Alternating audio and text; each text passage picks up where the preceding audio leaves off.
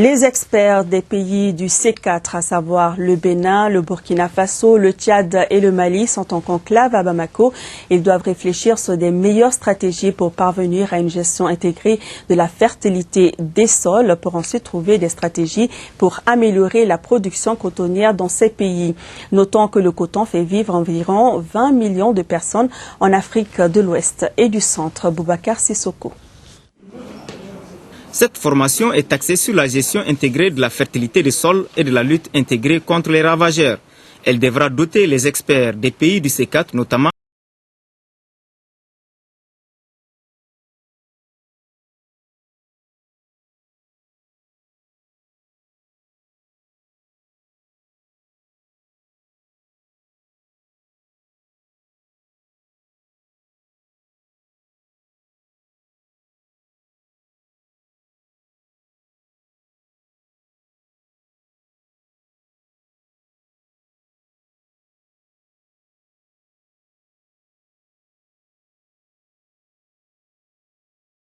le Bénin, le Burkina Faso, le Mali et le Tchad, de connaissances nécessaires pour lutter contre les nuisances liées à la culture du coton d'une part et d'autre part améliorer la production cotonnière dans ces pays.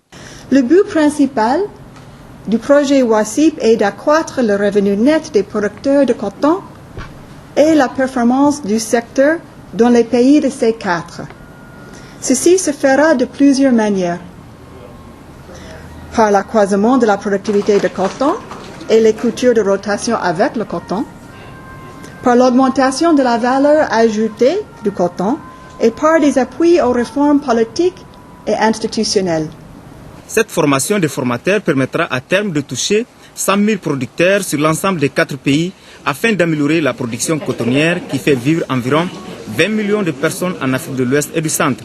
L'analyse de la situation de la filière cotonnière révèle ainsi que le développement du secteur est tout autant un succès qu'une source de vulnérabilité et de dépendance des pays vis-à-vis des facteurs conjoncturels et structurels.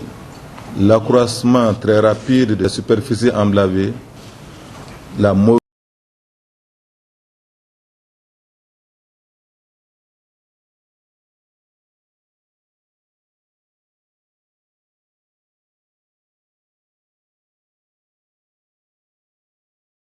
utilisation des pesticides sont autant de facteurs qui ont aujourd'hui un impact très visible sur l'environnement caractérisé par la diminution du couvert végétal et un accroissement des phénomènes d'érosion du sol. Les travaux de la rencontre de Bamako parviendront à des résultats et des stratégies qui aideront les producteurs de coton à trouver des solutions durables pour la protection de l'environnement.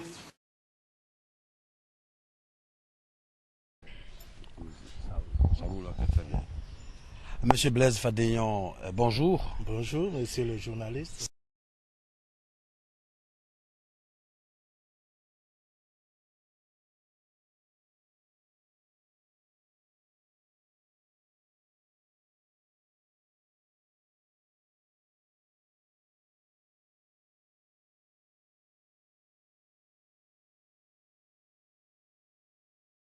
C'est quoi en réalité le projet WASIP? Oui, en fait, c'est un programme qui s'occupe du renforcement du secteur coton en Afrique de l'Ouest et du Centre. Dans les pays de l'Afrique du Centre, il y a le Tchad.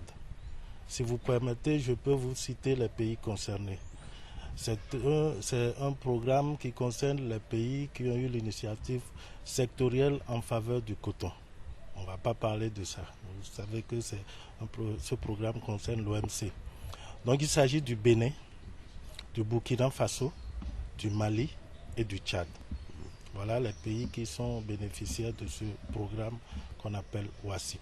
Oui, WASIP, c'est un projet américain finalement. C'est un projet américain. WASIP, c'est West African Cotton Improvement Program. Donc on a traduit en français par Programme de renforcement du secteur coton en Afrique de l'Ouest et du Centre. Ce projet existe depuis combien de temps et particulièrement au Mali? Voilà, ce projet a une durée de 3 ans. Nous sommes à la moitié du projet. On vient de faire 1 an et demi dans le projet. Et cette durée concerne tous les 3 pays. Donc nous sommes à la moitié du parcours du projet, si vous voulez. Alors, concrètement, quelles sont les activités de ce projet Wassip? Alors, j'ai fait allusion tout à l'heure à l'OMC, j'ai fait allusion à l'initiative sectorielle en faveur du coton. Donc, c'est un projet qui prépare les pays à faire face à la réduction ou à la suppression des subventions des pays développés pour leur agriculture. Et ces subventions, vous savez, touchent particulièrement le coton. Pourquoi? Parce qu'on a des faiblesses. Même si la subvention partait aujourd'hui, est-ce qu'on sera capable de profiter de cette subvention? Donc, en préparation de cela, ce projet nous permet d'améliorer nos faiblesses et être prêts au moment où ils vont décider de réduire leurs subventions à occuper l'espace laissé pour ce marché-là. Concrètement, vous organisez très prochainement à Bamako un atelier sous-régional, j'imagine, pour renforcer le secteur coton. Concrètement, quels sont les enjeux de cet atelier? Voilà, nous avons plusieurs axes, nous en avons 9. Et ce qu'on fait prochainement du 25 mars au 2 avril concerne la technicité des producteurs, la durabilité de l'agriculture. Donc c'est pour ça qu'on a désigné 2 thèmes. Gestion intégrée de la protection des cultures, pas que du coton, et gestion intégrée de la protection gestion intégrée des sols. Donc, si nous pouvons avoir ces 2 aspects, nous aurons d'abord la durabilité de l'agriculture et l'efficacité de la culture du coton et des autres cultures qui ont besoin d'intrants.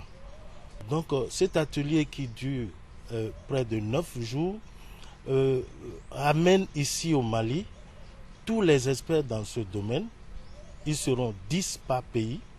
Ils vont cogiter pendant 9 jours pour nous sortir des modules de formation que chaque pays va mettre en œuvre pour pouvoir toucher 5 000 à 25 000 producteurs dans chaque pays.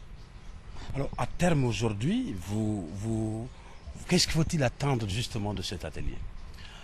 À terme, donc, à la fin de cet atelier, chaque participant doit repartir avec un classeur où on aura tous les modules les plus importants pour améliorer la fertilité du sol, qui est d'ailleurs l'une des causes principales des baisses de rendement dans nos régions, pour améliorer la protection des cultures en respectant l'environnement.